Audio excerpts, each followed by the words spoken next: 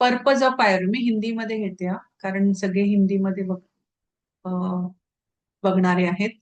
Purpose of Ayurveda, अपन हमने कल देखा था आयुर्वेदा किस तरह वो माइंड बॉडी, शरीर, इंद्रिया, मन और आत्मा, ये चारों का समवाय है आयु, ये हमने कल देखा था।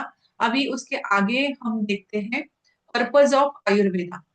What is the purpose of Ayurveda? In short, Ayurveda AIIMS protect and maintain the health of the healthy person. Ayurveda का पर्पज क्या है? क्यों हम आयुर्वेदा पढ़ रहे हैं? क्यों आयुर्वेदा क्यों बना है? तो ये किस लिए बना है कि हेल्दी पर्सन को उसकी हेल्थ जो है वो हेल्थ प्रोटेक्ट करने के लिए, हमारी हेल्थ जो है उसको प्रोटेक्ट करने के लिए, उसको मेंटेन करने के लिए, हेल्थ को प्रोटेक्ट करने के लिए हेल्दी पर्सन बना है ये आयुर्वेदा। हेल्थ अपनी अच्छी रखने के लिए ये आयुर्वेदा बना हुआ है। Free the sick from their illnesses. तो ये कैसे बना है? तो अपने जो भी कुछ डिसीजेस आते हैं उनसे हमें फ्री करता है ये। फ्री करने के लिए, जो भी डिसीजेस आएंगे या डिसीजेस होते हैं उससे फ्री करने के लिए हम आयुर्वेदा का यूज करते हैं। उपचार के लिए हम आयुर्वेदा का यूज करते हैं। In brief, Ayurveda seeks to protect the health of every living being and to destroy all elements. Ayurveda जो है ये अब एवरी लिविंग बीइंग जो है डिस्ट्रॉय ऑल एलिमेंट्स, और वो क्या करता है, हमारी हेल्थ को प्रोटेक्ट करता है। और जो भी एलिमेंट्स आए हैं, यानी कि जो भी डिसीजेस आए हैं, जो गलत हो गया है हमारी बॉडी में, तो उसको डिस्ट्रॉय करते हैं ये। Only healthy person is capable of, जब वो पर्सन हेल्दी होता है तभी absorbing the pious and eternal teachings of Ayurveda. इसका मतलब क्या है कि जो व्यक्ति हेल्दी होता है तो वो इटर्नल टीचिंग्स, यानी कि आयुर्वेदा में जो डीपली इसका जो नॉलेज है वो आदमी एब्सॉर्ब कर सकता है, ले सकता है, जो हेल्दी पर्सन है। Achieving the ultimate achievements of human life, पुरुषार्थ थ्रू द तप, ज्ञान एंड बल। अभी ये किस तरह से होता है? Ultimate objectives of human life, पुरुषार्थ। पुरुषार्थ किसको कहते हैं? पुरुषार्थ यानी कि जो कुछ भी हम लोग करते हैं, कर्म करते हैं, तो उसको पुरुषार्थ कहा जाता है। अ, हमारे शास्त्रों में पुरुषार्थ का मीनिंग क्या बताया गया है कि जो भी कर्म हम करते हैं, मतलब हम जो क्रिया करते हैं, तो उस क्रिया को पुरुषार्थ कहते हैं।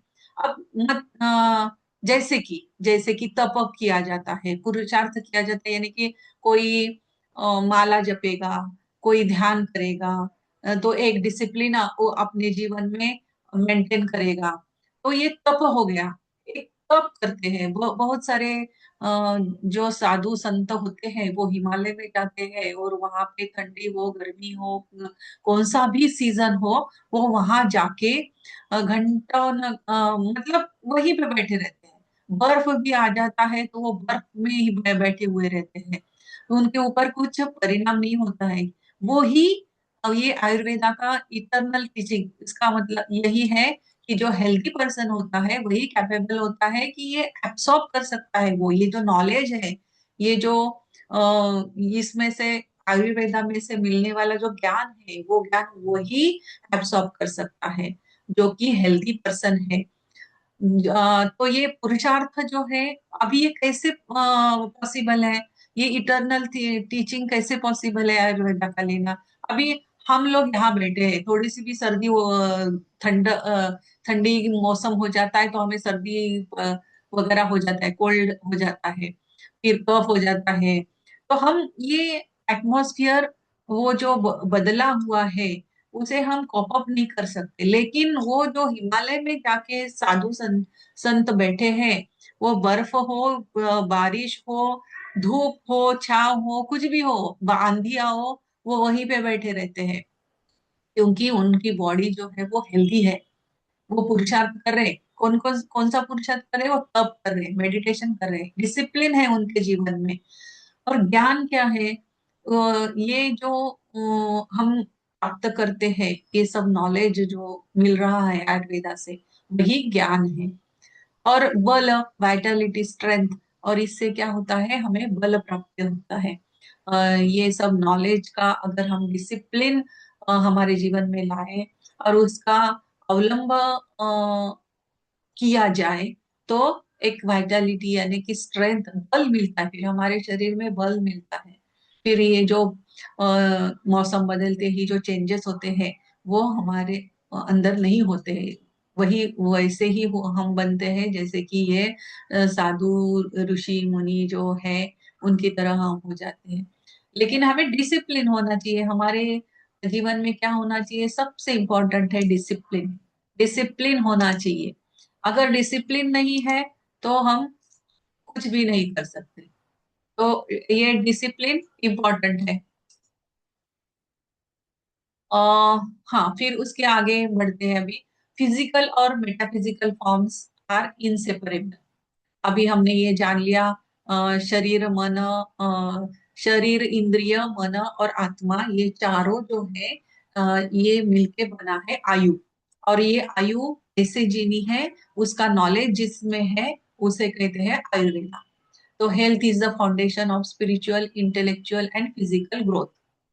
तो हेल्थ अगर आपकी अच्छी हो तो हम स्पिरिचुअल जीवन हमारा अच्छा होता है, इंटेलेक्चुअल जीवन हमारा अच्छा होता है। अगर आपकी हेल्थ अच्छी है तो आप अच्छी तरह से सभी प्रकार के काम कर पाओगे और अपने जीवन में आगे बढ़ पाओगे। फिजिकल ग्रोथ अच्छी रहेगी। अभी ये तो हो गया। अभी ये फिजिकल और मेटाफिजिकल फॉर्म्स क्या है? ये आर इनसेपरेबल। हमारे बॉडी में हमने देखा कि प्रैक्टिकल में हमने देखा था कि हमारे 9 द्रव्यस हैं। तो 9 द्रव्यस हमारे 9 फिंगर्स पे, 10 फिंगर्स पे है ये। 5 फिजिकल है और 5 मेटाफिजिकल है। तो 5 फिजिकल कौन से हैं? 5 फिजिकल जो है, अभी उसमें नहीं जाएंगे, अभी सिर्फ मोटा मोटा हम जानेंगे कि फिजिकल और मेटाफिजिकल क्या है। तो फिजिकल यानी कि ग्रॉस, जो हमें दिखता है, जो हम महसूस कर सकते हैं, वो फिजिकल है। और मेटाफिजिकल कौन सा है? वो सटल फॉर्म है, जो दिखाई नहीं देता है। मेटाफिजिकल जो है वो सटल फॉर्म है, वो दिखाई नहीं देता है।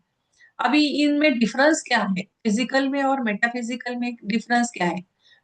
ये जो है आकाश, आकाश, वायु, अग्नि, जल, पृथ्वी, जल, अग्नि, जल, पृथ्वी, और फिर उसके बाद में है अ, हमारे ये 10 द्रव्य। तो ये 10 द्रव्य जो है, ये 10 द्रव्य किस प्रकार से एक दूसरे से अलग है? तो ये फिजिकल जो है ये विजिबल है, मेटाफिजिकल जो है इनविजिबल है, एसोसिएटेड विद टच सेंसेशन है।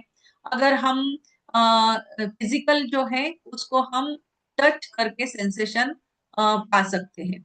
लेकिन मेटाफिजिकल जो है काल है, काल, दिशा, मन, आत्मा। अब ये काल, दिशा, मन, आत्मा जो है, इनको हम टच करके सेंसेशन नहीं पा सकते उसका। हम काल को टच कर सकते हैं क्या? हम दिशा को टच कर सकते हैं क्या? मन को टच कर सकते हैं क्या? नहीं कर सकते। तो विदाउट टच सेंसेशन है मेटाफिजिकल। और ये फिजिकल जो है ये मैनिफेस्टेड है, जो दिखाई देता है, और ये मैनिफेस्टेड नहीं, नॉन मैनिफेस्टेड है। ये वर्ड्स में हम बोल सकते हैं, इसका मीनिंग सिर्फ हम मीनिंग जान सकते हैं इसका। बॉडी, ये फिजिकल जो है इससे हमारी बॉडी बनी हुई है। और मेटाफिजिकल में माइंड है, जो कि इंटेलेक्ट, सोल और टाइम डायरेक्शन, ये सब इनसे अपना माइंड जो है वो बना हुआ है। विजिबल क्या है? अर्थ, वाटर, फायर, स्काई, एयर। ये हम देख सकते हैं, हम पृथ्वी तत्व को देख सकते हैं, जल तत्व को देख सकते हैं, फायर एलिमेंट को भी देख सकते हैं, आकाश को भी हम देख सकते हैं। मतलब देख सकते हैं मतलब आकाश है हमारे ऊपर, जो है वो स्पेस जो है वो आकाश है। एयर को भी हम, जब हवा चलती है, पत्ते हिलते हैं, पौधे हिलते हैं, वो एयर है। तो ये, इनको हम विजिबली देख सकते हैं। मेटाफिजिकल जो है, एक्सपांशन होता है, कोल्डनेस है, हॉटनेस है, एम्प्टीनेस है, परमियाबिलिटी है। तो ये जो है, इसको हम नहीं देख सकते हैं, ये सिर्फ महसूस किया जाता है। प्रसरण हो रहा है, ठंडी लग रही है, गर्मी हो रही है, खाली खालीपन सा महसूस हो रहा है। परमियाबिलिटी मतलब ये ऐसे बढ़ता है, वो हो रहा है। तो ये मेटाफिजिकल का गुण है। एलिमेंट्स, इसमें एलिमेंट्स है, फिजिकल एलिमेंट्स है, ether, water, fire, sky and air. इसमें एनर्जी होती है, फंक्शंस और एट्रीब्यूट्स के साथ एनर्जी होती है। जैसे कि काल, मन, दिशा, आत्मा, उसकी एनर्जी है। काल की एक एनर्जी होती है, मन की एक एनर्जी होती है। मन, हमारा मन काम करता है ना, क्योंकि उसमें एक एनर्जी है। उस एनर्जी के आधार पर ही तो हम काम करते हैं। तो मन क्या है, एक एनर्जी है। और वो जो, ये सभी जो है मेटाफिजिकल जो है, ये फंक्शंस और एट्रीब्यूट्स के साथ है। उनके साथ उसका फंक्शन भी चिपका हुआ है और एट्रीब्यूट्स भी चिपके हुए हैं। गुण, गुण और कर्म, फंक्शंस और एट्रीब्यूट्स मतलब उसका गुण और कर्म। जैसे कि अगर हमने अग्नि लिया, तो अग्नि का कर्म क्या है, जलाना। तो वो उसके साथ ही रहेगा। अगर उसमें से, अग्नि में से जलाना ये निकाल लिया, तो वो अग्नि रहेगा क्या, नहीं। जल, जल का कर्म क्या है, कोल्डनेस है। उसमें से कोल्डनेस निकाल दिया जाए तो वो जल रहेगा ही नहीं। तो फंक्शंस, उसके फंक्शंस और एट्रीब्यूट्स के साथ ही ये एनर्जी होती है मेटाफिजिकल। एलिमेंट्स की भी एनर्जी होती है, तो ये एलिमेंट्स के फॉर्म में है। तो फिजिकल फॉर्म जो है वो स्ट्रक्चर है, जिसे हम देख सकते हैं, स्ट्रक्चर है वो। मेटाफिजिकल फॉर्म जो है, ये एनर्जी और फंक्शन और कॉन्शियसनेस है। मेटाफिजिकल जो है, ये एनर्जी है, फंक्शन है और कॉन्शियसनेस है। Diseases begins at the metaphysical energy level and later appears in the physical body. हमारा डिसीज कैसे बनता है, कैसे आता है? डिसीज तो पहले तो मेटाफिजिकल लेवल के ऊपर आता है, मन के ऊपर आएगा। फिर वो मन हमारा डिस्टर्ब हो जाएगा, फिर हम बहुत सोचेंगे, फिर उसका इफेक्ट हमारे इंद्रियों पर होता है, और इंद्रियों पर इतना गहरा इफेक्ट हो जाता है कि हम हमारी फिजिकल बॉडी में डिसीजेस क्रिएट हो जाते हैं। तो इस तरह से वो मेटाफिजिकल लेवल से अंदर आके फिजिकल बॉडी पे डिसीजेस होते हैं। वैसे ही काल का भी इफेक्ट होता है। काल यानी कि अभी समर सीजन आ गया, फिर विंटर सीजन आ गया, फिर ठंडी, गर्मी, ये सभी सीजन्स जो आते हैं, तो ये काल में गिने जाते हैं। तो उसका इफेक्ट हमारे बॉडी पर होता है। और जैसे ही सीजन चेंज होता है, हम हमारे अंदर डिसीजेस आ जाते हैं। समर सीजन में क्या होता है, हमें बहुत, हमारा बीपी बढ़ जाता है, किसी किसी का बीपी बढ़ जाता है, किसी किसी को बहुत हेडेक हो जाता है। अलग अलग डिसीजेस होते हैं। विंटर सीजन में क्या होता है, ठंडी के सीजन में कोल्डनेस बढ़ने के कारण कफ बहुत हो जाता है, फिर सर्दी खांसी हो जाती है। तो इस तरह से सबसे पहले तो मेटाफिजिकल लेवल पर, ये एनर्जी लेवल पर आता है डिसीज कोई भी, फिर वो फिजिकल बॉडी पे आता है।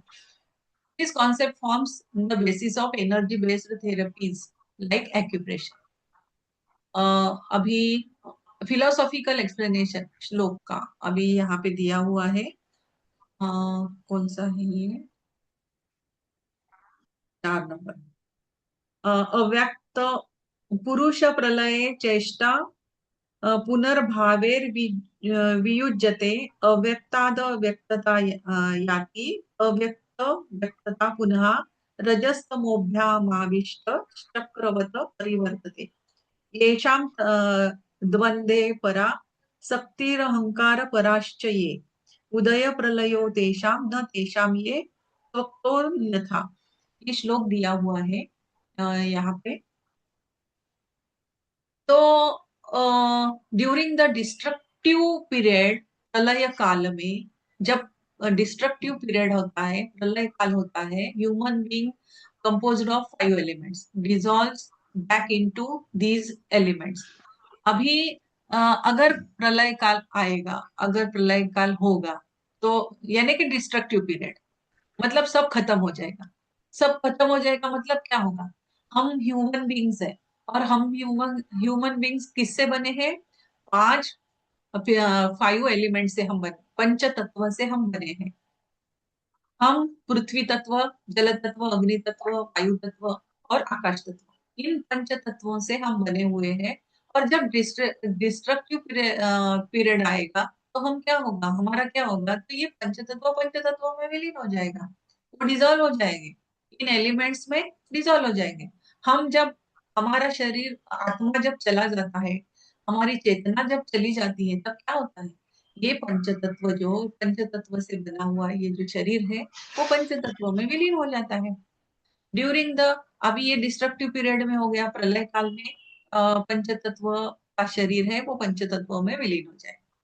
और जब क्रिएशन पीरियड होता है, तो ह्यूमन पुरुष इवॉल्व्स फ्रॉम द अनमैनिफेस्टेड से मैनिफेस्टेड स्टेट में आता है। अभी जब अ, माँ के ऊम में जब वो छोटा सा नन्हा सा बच्चा आता है, तो सबसे पहले क्या होता है, एक छोटा सा पॉइंट ड्रॉप होता है। तो इसमें क्या होता है, अब ये अनमैनिफेस्टेड है, तो उसमें क्या हो रहा है, अब उसमें क्या होता है कि ये पंच तत्व धीरे धीरे धीरे धीरे उसमें बढ़ेंगे, और वो एक मैनिफेस्टेड स्टेट में, यानी कि वो हमें दिखाई देगा, वो पंच तत्व का एक पुतला बनेगा। तो ऐसे सभी एनिमल्स जो है, या पुरुष, ह्यूमन यानी कि ह्यूमन यानी वो पुरुष का मतलब है वो मेल हो फीमेल हो कोई भी हो। तो ये ह्यूमन पुरुष कैसे बनता है? वो अनमैनिफेस्टेड से मैनिफेस्टेड स्टेट में आता है। ये क्रिएशन पीरियड हो गया। डिस्ट्रक्टिव पीरियड में क्या होता है, जो हमारा शरीर था वो विलीन हो गया। क्रिएशन पीरियड में क्या होगा, ये पंच तत्वों से वो बनेगा, और फिर मैनिफेस्ट होगा, एक आकृति बन जाएगी। A person surrounded by Rajas, Tamas, passion, pleasure, ignorance, wrong actions, ego. अभी ये जो पुतला बन गया, ये पंचतत्वों का पुतला बन गया, वो एक छोटा सा नन्हा सा बच्चा आएगा, वो पुरुष जन्म लेगा। अभी ये जो छोटा सा नन्हा सा आ गया है, तो वो ऐसे ही नहीं आया है, तो वो उसके सराउंड में क्या है, राजस, तमस, ये सभी गुण वो लेके आ गया है। पैशन है, प्लेजर है, इग्नोरेंस है, कुछ अच्छे गुण भी होंगे, कुछ वाइट गुण भी होंगे। ईगो, अहंकार के साथ आता है वो। ये सब उसको उसके साथ बंध के ही आता है। Remains bound to the cycle of birth and death. फिर ये उसके साथ ये बंधा हुआ रहता है। रजस गुण, तमस गुण, तामसिक वृत्ति, राजसिक वृत्ति, ये सभी जो गुण होते हैं, वो उसके साथ चिपके हुए आते हैं। अहंकार लेके ही आता है वो। Those who rise about Rajas, Tamas and ego possess dominant सत्व, प्यूरिटी एंड गॉडेस, गुडनेस। अभी जो जन्म, जिसने जन्म लिया है, वो इन सभी गुणों के साथ ही आया है। रजस, तमस और ईगो के साथ ही आया है। राजसिक वृत्ति, तामसिक वृत्ति और अहंकार, ये सब मिलके ही, लेके ही वो आया है। और इससे ही हमारी साइकिल बनती है। हम जन्म, बार बार हम जन्म लेते हैं, मरते हैं, फिर जन्म लेते हैं, मरते हैं, जब तक कि ये तीनों गुण जो है, ये तीनों गुण हमारे कंप्लीटली खत्म नहीं होते हैं। जो इन तीनों गुणों के ऊपर उठ गया, जो इन तीनों गुणों के ऊपर उठ गया, वो फिर एक प्यूरिटी के लिए ट्रांसपेरेंट ऐसा आत्मा बन जाता है। एक प्यूरिटी फॉर्म हो जाता है उसका, और गुडनेस उसमें आ जाता है। ये सब साधु संत हिमालय में क्यों जाते हैं? वो ये इन सभी चीजों से ऊपर उठने के लिए वो वहां जाते हैं, हिमालय में। तप क्यों करते हैं?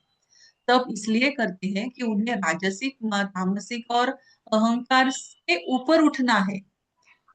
और उसके ऊपर उठ के ये जो साइकिल जो है, बर्थ और डेथ की जो साइकिल है, इस साइकिल से उन्हें बाहर निकलना है, मुक्त होना है। मुक्त होने के लिए, जिसे हम मुक्ति कहते हैं, मुक्ति पाने के लिए फिर ये सभी तप होता है। सबका मार्ग अलग अलग होता है, लेकिन अ, किया इसीलिए जाता है कि हमें इन गुणों के ऊपर उठना है।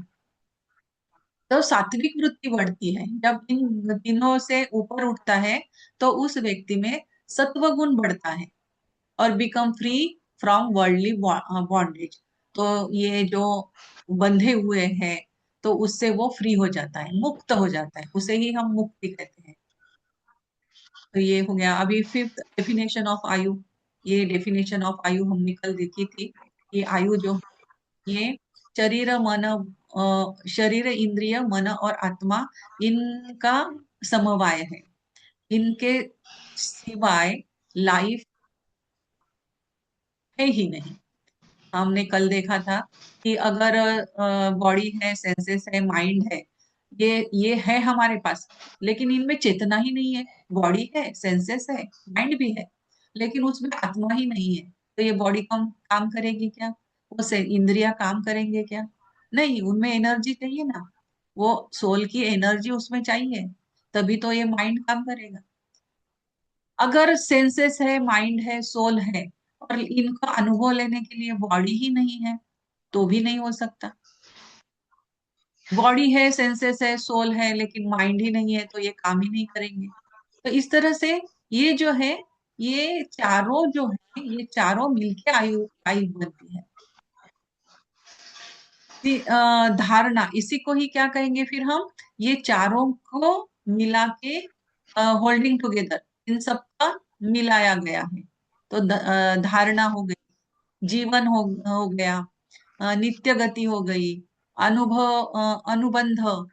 तो इसी के ये सिनोनिम्स है, सिनोनिम्स है कि इसे हम धारणा कहेंगे कि ये सब धारण किया हुआ है ये सभी को। उसी को आयु कहेंगे। जीवन किसे कहेंगे? जो अलायु है, बीइंग अलायु, इन सब के साथ अलायु है। नित्य गति, कंटिन्यूटी में है। अनुबंध, ये सब इसके सिनोनिम्स है। Life is not just body, it is a union of physical and sub subtle components. If any one component to disturb health is affected, अगर इसमें से एक भी नहीं रहेगा, तो हमारी हेल्थ पे अफेक्ट हो जाएगा। मानसिक बीमारियां भी होती है, कुछ सोल की बीमारियां भी होती है, पिछले जन्म में कुछ कुछ किया होगा तो उसकी भी बीमारियां होती है। बॉडी की, फिजिकल बॉडी की बीमारियां होती है, इंद्रियों की बीमारियां होती है, हार्ट का प्रॉब्लम है, लिवर का प्रॉब्लम है। तो ये सब कॉम्बिनेशन है। Ayurveda focuses on prevention. अभी आयुर्वेदा क्या करता है कि ये फोकस करता है कि इन सबको प्रिवेंशन एंड क्यूर, कि हमारे जीवन में कभी डिसीज आए ही नहीं, इसका प्रिवेंशन लिया जाता है और क्यूर करता है। तो आयुर्वेदा में तो वो सब औषधि से किया जाता है। आयुर्वेदिक वनस्पति जो है उसका इस्तेमाल किया जाता है। और हम आयुर्वेदिक एक्यूप्रेशर में हम ये पंचतत्वों द्वारा, ये चारों जो है, इनके द्वारा हम ये ट्रीटमेंट करते हैं Ayurvedic acupressure. Health is essential for achieving पुरुषार्थ। ये जो पुरुषार्थ है, जप तप ध्यान, इसको पाने के लिए, हेल्थ अच्छी होनी जरूरी है। पुरुषार्थ को प्राप्त करने के लिए, यानी कि हमें ये बॉन्डेज के ऊपर जाना है ना, तो उसको उसी को पुरुषार्थ कहते हैं। कि उसके लिए जो कर्म किया जाता है उसे ही पुरुषार्थ कहते हैं। तो इसके लिए अच्छी हेल्थ होना जरूरी है। फिजिकल और मेटाफिजिकल एस्पेक्ट्स आर इंसेपरेबल। ये जो फिजिकल और मेटाफिजिकल है, ये 10 द्रव्य जो है, ये इनसेपरेबल है। ये 10 के 10 द्रव्य हमारे शरीर में होते ही है। Diseases starts at the energy level. सबसे पहला पहले आता है वो डिसीज, हमने देखा कि मेटाफिजिकल लेवल पे वो आता है, फिर वो शरीर के ऊपर आ जाता है। फिर लाइफ क्या है? Life body, senses, mind and soul. शरीर, इंद्रिय, मन और आत्मा, ये इनका समवाय है लाइफ, आयु। एमसीक्यूज, हाँ। उसके बाद 10 एलिमेंट्स, पेज नंबर 7 पे है ये। 10 एलिमेंट्स, 10 एलिमेंट्स, आकाश, वायु, अग्नि, जल, पृथ्वी, आत्मा, मन, काल, दिशा और चेतना, आत्मा। तो ये पहले 5 जो है ये फिजिकल द्रव्य है, एलिमेंट्स है। और ये आगे आत्मा, मन, काल, दिशा, चेतना, ये जो है ये मेटाफिजिकल है। इस तरह से इनको अभी ये द्रव्य जो है, द्रव्य भी 2 ग्रुप्स में बांटा गया है। जो भी हम हमारे आसपास देखते हैं, पृथ्वी पर जो भी हम देखते हैं, वो द्रव्य जो दिखाई देता है, जो उसके गुणों के साथ प्रेजेंट है, वो उसको द्रव्य कहा जाता है। अभी ये द्रव्य जो है, ये द्रव्य 2 ग्रुप्स में बांटा गया है पूरे अर्थ के ऊपर, या बोलो या पूरे ब्रह्मांड में। जो लिविंग एलिमेंट्स है उसको चेतन द्रव्य कहा गया है, और जो नॉन लिविंग है उसको अचेतन द्रव्य कहा गया है। ये मेन 2 ग्रुप्स हो गए। जो पूरे अर्थ के ऊपर जो द्रव्य दिखाई देते, जो भी द्रव्य दिखाई देते हैं, वो 2 भागों में बांट दिए। एक चेतन और दूसरा अचेतन। चेतन यानी कि जिसमें लिविंग थिंग्स है, लिविंग है, जो जो जीवित है। और एक ऐसा ग्रुप जो अचेतन है, जैसे कि स्टोन्स हो गए, उनमें जीव नहीं होता है। तो चेतन का मतलब क्या है? Living element possesses senses, sense organs, इंद्रियाज, जिसमें इंद्रियाज है। इंद्रियाज होने के कारण वो उसका सिस्टम चालू है। आत्मा, सोल, माइंड, मन और लिविंग बींग्स, ये सब क्या है? चेतन है। अगर उसमें चेतना, चेतना कब होती है? वो शरीर में एक एक बॉडी है, उसमें चेतना कब होती है? जब उसमें आत्मा होता है। अगर उसमें सोल ही नहीं है तो वो डेड बॉडी कही जाती है। तो ये सेंस ऑर्गन्स भी होते हैं, फिर उसमें माइंड भी होता है और लिविंग बींग्स भी हो। अचेतन कौन है? जो नॉन लिविंग है, जैसे कि सभी प्लास्टिक के चीजें लिए, वो अचेतन है। मैनमेड थिंग्स पूरे सभी, जो do not possess sense organs, जिनमें इंद्रिय नहीं है, उसको निरेंद्रिय कहते हैं। जिसमें इंद्रियाज होते हैं वो इंद्रियाज, और निरेंद्रिय, निरेंद्रिय यानी कि जिनमें इंद्रियाज नहीं है। एग्जाम्पल अर्थ, अर्थ, वाटर, फायर, एयर, स्पेस, ये जो है अचेतन है। ये अचेतन है। टाइम एंड डायरेक्शन, ये अचेतन है। Explanation, living beings experience sensation and awareness, whereas non-living elements form the structural base of the life. ये लिविंग थिंग का स्ट्रक्चरल बेस बनाते हैं। अर्थ, वाटर, फायर, एयर, स्पेस, ये क्या कर रहे हैं? और ये लिविंग थिंग का स्ट्रक्चरल बेस है वो। इनके बिना, इनके बिना शरीर बनता ही नहीं है। इनके बिना शरीर बनेगा ही नहीं। तो ये स्ट्रक्चरल बेस है। लेकिन ये नॉन लिविंग है। अगर हम अर्थ को देखेंगे तो वो नॉन लिविंग है। सिर्फ वाटर को देखेंगे तो वो नॉन लिविंग है। सिर्फ फायर को देखेंगे तो वो नॉन लिविंग है। लेकिन इन सब के बगैर एक फिजिकल बॉडी नहीं बन सकती। तो फिजिकल बॉडी बनने के लिए ये स्ट्रक्चरल बेस है, इनका होना जरूरी होता है। तो फिर ये हो गया 6 नंबर। फिर 7 नंबर है 5 एलिमेंट्स, जो कि पंच महाभूता है। अब ये पंच महाभूता आयुर्वेदिक ओरिजिन जो है, हमारी जो बॉडी है, हमारा जो शरीर है, हमारा शरीर पंच तत्वों से बना हुआ है। आकाश, वायु, अग्नि, जल एंड पृथ्वी। इस ये सब जो है ना, इनके अपने अपने गुण है। आकाश का गुण है, प्रॉपर्टी क्या है आकाश की? शब्द, साउंड। कुछ भी नहीं था ब्रह्मांड में, कुछ भी नहीं था। उस वक्त एक ध्वनि ही सिर्फ निकली, ओ, ऐसे एक ध्वनि सिर्फ निकली, तो वो आकाश में क्या है? शब्द है। अब हम मोबाइल मोबाइल में बात करते हैं, मैं इधर से बात कर रही हूँ, उधर अमेरिका में अमेरिका से कोई बात कर रहा है, तो ये मेरे शब्द वहां पे जा रहे हैं, उसके शब्द मेरे पास आ रहे हैं। कैसे आ रहे हैं?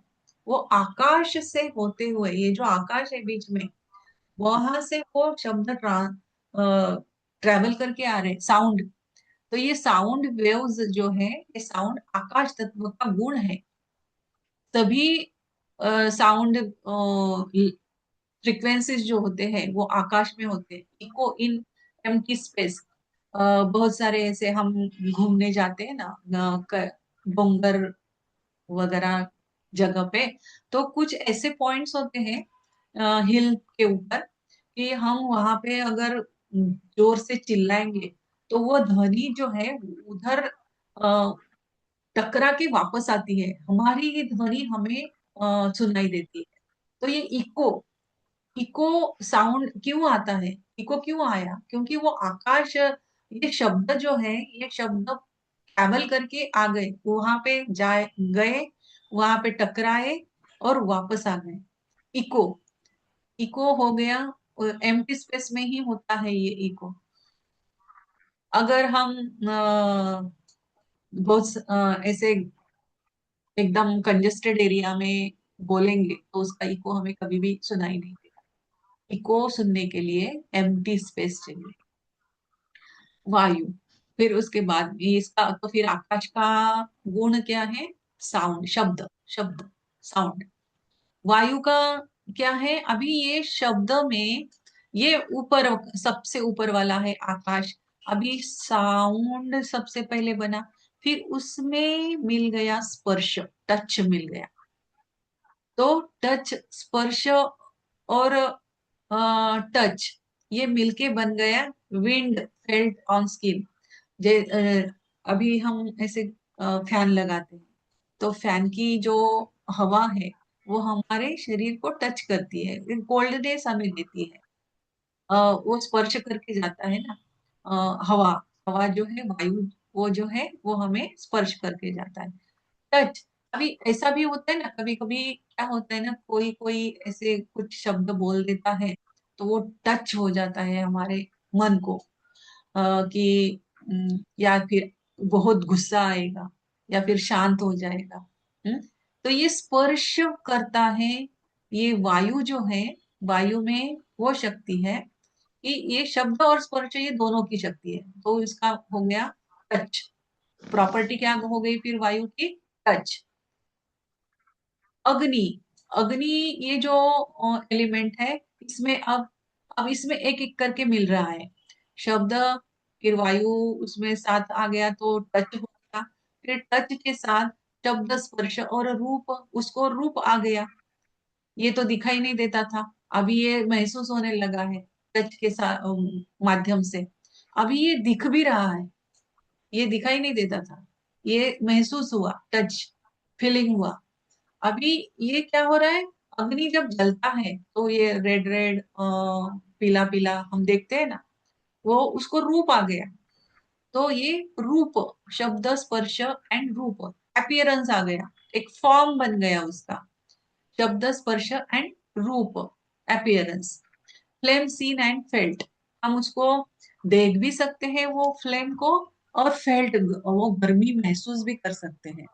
तो ये अग्नि का गुण क्या हो गया फिर? अग्नि में ये तीनों गुण होते हैं, शब्द, स्पर्श, रूप। रूप हो गया इसका, इसका क्या हो गया? अग्नि का रूप। जल का क्या हो गया? रस। इसका गुण क्या है? जल का गुण क्या है? रस, टेस्ट। ये सभी शब्द, स्पर्श, रूप प्लस ऐड हो गया रस। अभी इसका है टेस्ट। हमें जो अलग अलग टेस्ट महसूस होती है, कड़वा, तीखा, मीठा, सॉल्टी, तो ये सभी जो टेस्ट है ना, ये जल के कारण होता है। जल तत्व आपके इसमें, और वो हर एक ऑर्गन का अलग अलग है गुण, उसके अलग अलग टेस्ट होते हैं।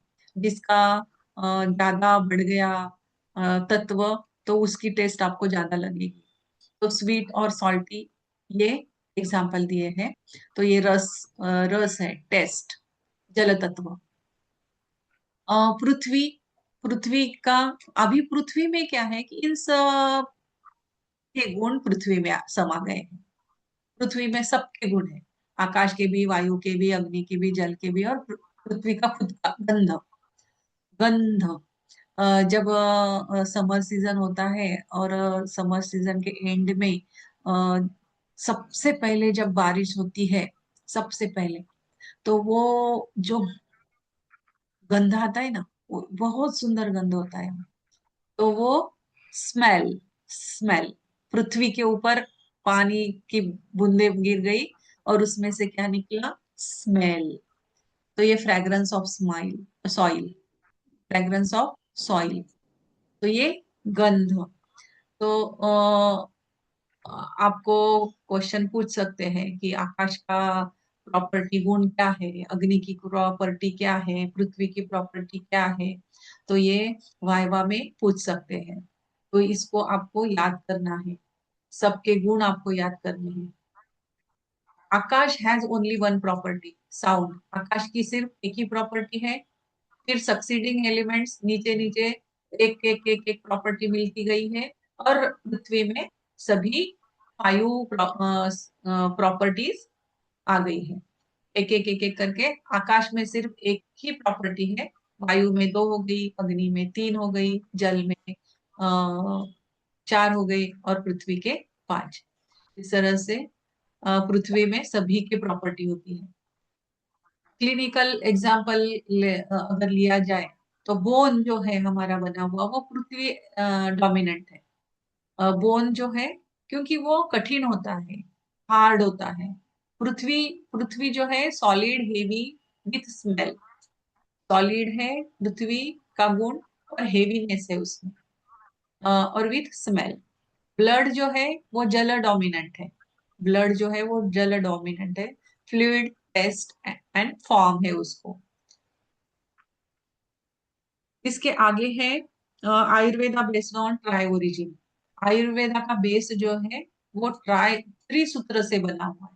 ये कौन से त्रिसूत्र है, तो वो त्रिसूत्र हम कल देखते हैं, क्योंकि वो